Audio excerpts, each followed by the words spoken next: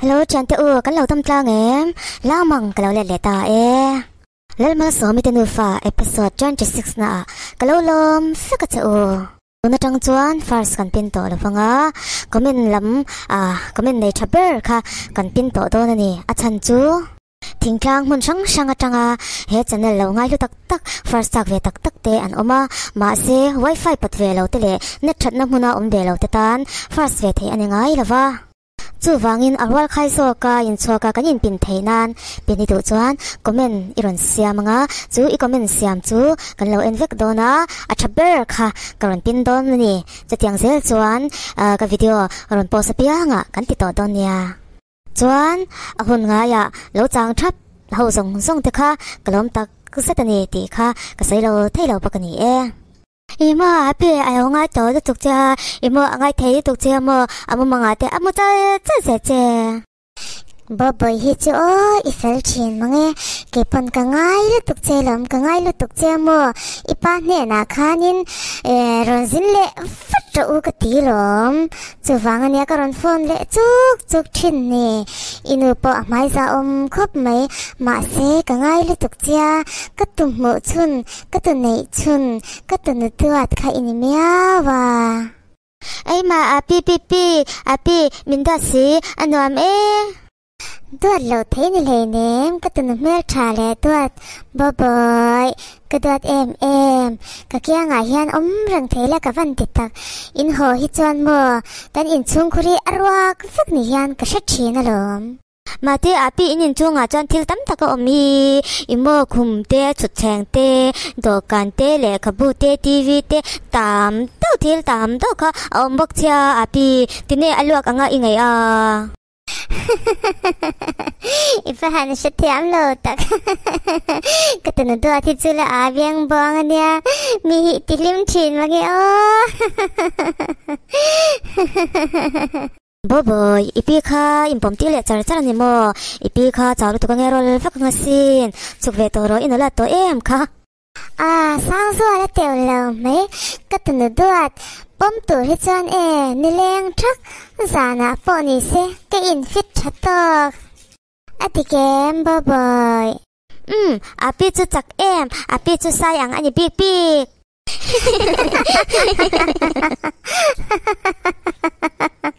nang ni pi tu chu in van lim thin ve o tu dang mai ngai lo ni kha boy chu ho ve to lo se chang ti khana pi bula se apa anu ngai don chin anu ngai nga chap don chin apa ema don chan mo nang nam ni po khamo ho chu o apa ka fanu do ati tello ta chuan angi kan hotel lang ka fiam che ni kha rong kan bolang ang po ni se ti khan lo in fiam min lo in kom te u anu ate min chum chak lo o ole boy te reng mai sang zual pum khat chawin chum sak lo la akham lo palange pum ni khan I chum sak don ya ole kanu loma helama dan te ngai to vela inule epa te hi kan tar to in kan chak lo to boxia mo te kan nei ve pa ka tunu ka nei to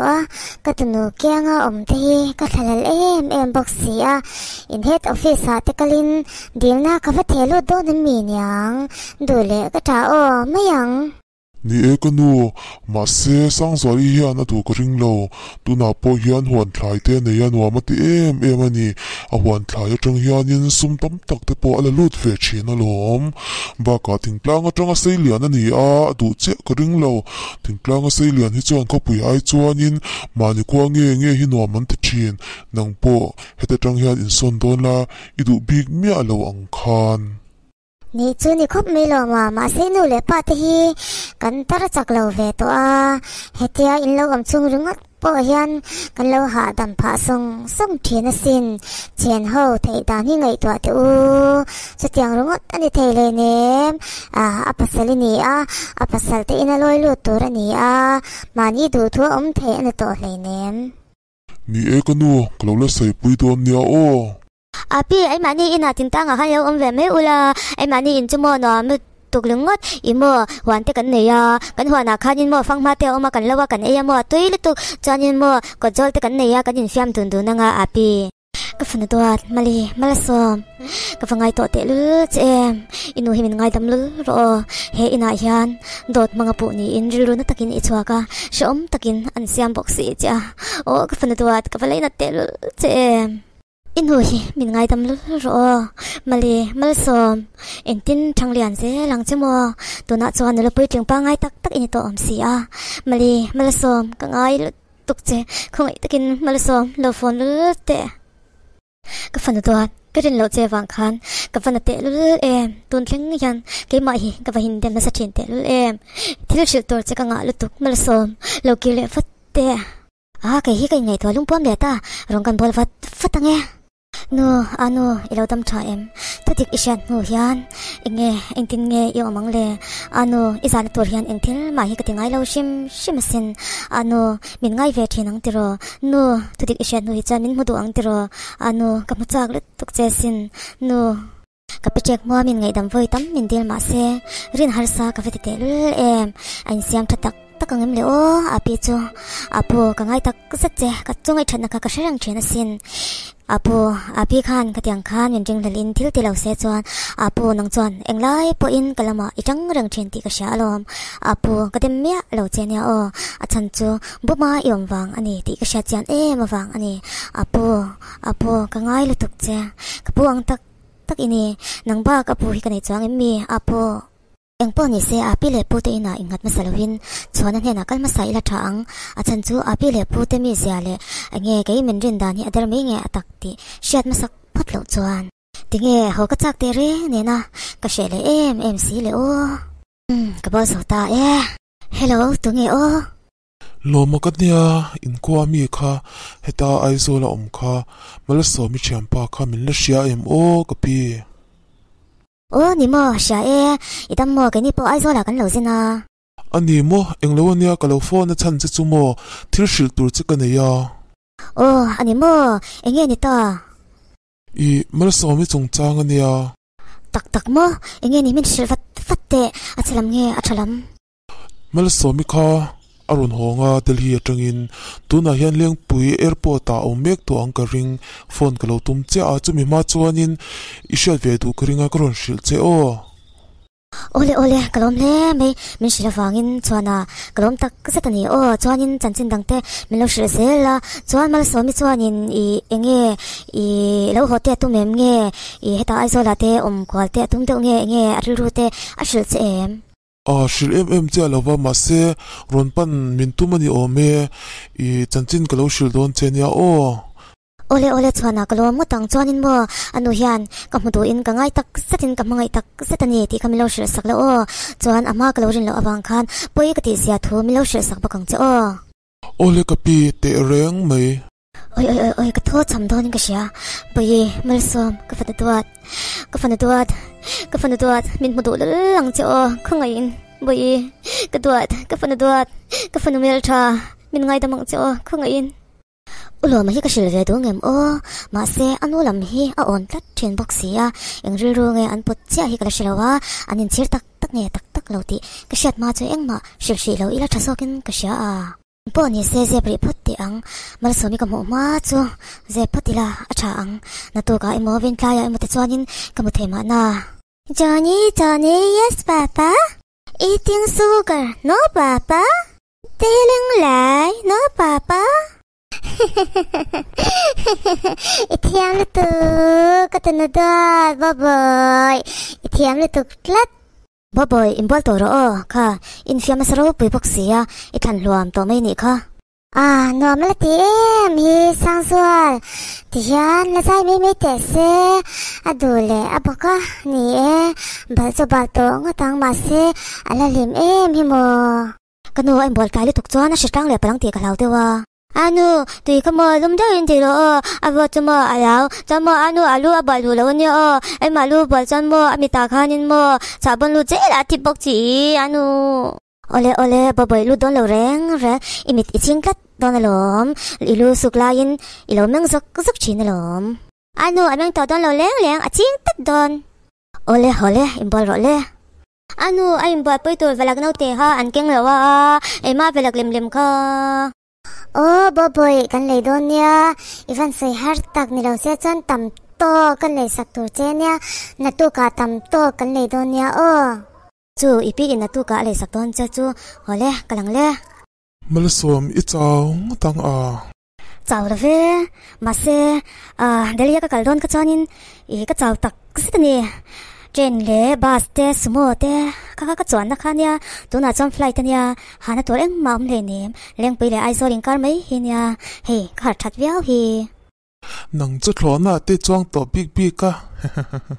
oi nang poi le chuang don chu lom le na thar thatok mai nei bok sia ni company in kan lakal du nang chu te ro lutuk klat ka chak lutuk klat nang nen chuan khoi huna po chuan enge iril ruk dewo intia zelng iril ruk in nei chungchang vel te kha khalam pu chu ka ru alom shilo chana min she thiam shiro eng po ni se ka paisa kho lang te hi paipun le zel phot ka du ani chuan kanu hi endinga mu ka du ma se ka she box sia taka inu neng kanin bia inu na muchak lutuk che nia chuan shomati sia thu min shila an pu che na songa chekhan lo ring tur che ani thu te kha asaya shomati mel khop mai kanu ka chanchin engki mi lo shi thin ti na mi teu lo mai shilo shim ma se dik tak chuan vo in khan ka lo phone ipoi ti lo sham ko bai se achan chu angai to lutuk che kanu nge in min jing lo ka chu ana ka ti khop mai ma se kanu min mangai ber tu ani ka chung ka nei chun ani bok eng wangin nge ka ngai dam lo thei te lu lang ni eng lai pon kanu chu ka ngai dam reng thei lom ani chuan va mula thanga tu na aizolan oma tak mo an lo zin ti na mi ni chia nge api ber kha ka muchak lo ni tik tak ka sei chuan ma se api chunga ka lo mani api kha ka tiang khan ka chunga thil ti lo ni se chuan puitlin riru hi ka pudon lo shim shima riru no pang chia takin kom nge yang tu na chuan riru puitlin tak ka puto heng song tum ru na min nei tir tu chu api kha ani chu wang chuan ka ta na mi lu pakhat ani I clear dan chu a thale me mal som ka chuang tak zat che ni ma se apa in min ring le ro ka zong ana ka ti ve thot mali ipi khanin ati thiam malom shethiam ro ngaidam sham ro ipa in adot thei chakha adikalom ngaidam tu ni hi ha dam thak zo ke delhia kum thum chuang ka chung khan ngun takin an thil siam tan song kha ka zir ro chara tu na chuan ka thiam tak zik to chu wangin aizola hian bakari dor lian tok tak mai din ka do ni at thadon lutuk ringot chuan mali tlaya office bana kalo nga pui chin chenga tero tereng mai ipai phot chuan hadam dola idule insil dai emo imbolla chuan inu chu iwa mudon mi niang ni apoi mia alo opole maila kalama chon tur tho ni chuwang chuan mowat zokila athang tinkle little star katanu bobo ivan sai thiam te lul katanu hi song ka chuang ania mel chapok si in omem lo lu jo mal som nang mo api maki fati om ve ti lo ve lo lu jo anu omal somi ka mo pipi omal somi anu mali ka fanu duat mali boite min ngai tam ro mali boite ka fanu duat ivan mel chatel anu chatiang eng ma se ngai le nem cái mà hi lom cái thiam lo tak sat ni mali mal som ka tunu kalau en sham chin che wang khan apoi ka tin ka zak tak ka sat ni mal som ichunga ka til ti zong songa ka bang khan ka in chi chin tak Satasin mali katunu kalau pom lawa kalau chiar lo chin chi khamo shom kavathan ti chin te lul malsom kain chir zia hi yoi khar lawang athan chumo ichunga khan ka sol chin mani ma se malsom kain chir tak satasin ni mali ipi hian chir tak zata asoi chin che sin mali ipi hingai dam le sho mong chu chutiang eng ma se ngai le nem api apo ngai dam sak to chu lom chutiang lampang chu eng ma se du to su ka fanu miril ru tha le ngil nei ka fa chuang te lul chem umal tom ivan mel ta em ha hi Mali inaw ni hi kafanu ani hi ni don tak mo email thareu hle maya anu au email chamin tibipik iban lom omro em au jana ipula amudon o anun pula pomo achai vekto au lo ho huna au pula amudon tia au ipalem o tere mai kanau nei chun lutuk tlat idu phot chuan kabula imudon nia o anu apa au inmo apula mud apal pipik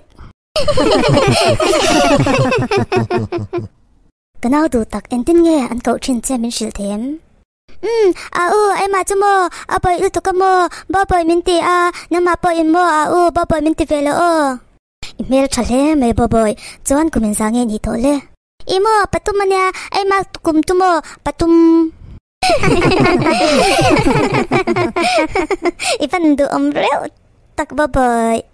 ulom khatia thot thleng bana thur ro khanin hote hei mal somi lo thenga alom nan enge I eitur art kan tal don mi nyang ari vele don mi nyang ni artui lai ngat ka vele te o ole ti reong mai api ano leng ton api oh boy pui lo leng ro u ka ngai lu tuk to che sin ai po api angai lu tuk te không nghe inu anu tu mo alo tan tan male oi boy pui min ta han ti ha tak no boy pui han mo ngai lu tuk chawa min tan san je male api angai to alom cái tụi này xuân hít o à phèn mang nghe no api te na lengang atiren male nin om thei top à phèn malom boy pui te chu min nga yang chu tero boy pui mail thobok si chuan in thar chu no mi ti em api no ma ti la tha akin ko ta chuanin mo nim te pu te mo ta chuanin mo ajang faka chuanin mo alum tel ve la mo cha ai siam ve la ajai bok mo anno ma tu api entangai lo len ve fa lo api ole ti reng mai anuam ngotang chuan tlai chotin enghal do nem enghal ula nu kan enghal lo meyang achan chu la puyan na thoka alo ho huna kan nu fa min mo lo chuan asil hai la tukang rong te lo bol te ngaya aim bona tur tui te lo lum sak lo chuan ni don tak mo ma se ani po hata choi turin alo pai thei reng alom engma in la shona tur om lo ania Ito ano apite na aiton. Nilove boy pui apite na chokan ite chuan ipa kho hardo nu to kasin apa kha ikhongai lawem mi. Khongai apa khongai tu apite na ai le don lo I ai mani ina a yang apa khongai chi a. Ka fanu duat boy pui ifan felte lu ipa po alom ngutang. alo tlat boy pui hi api ating telo ema api achuna afing ni hi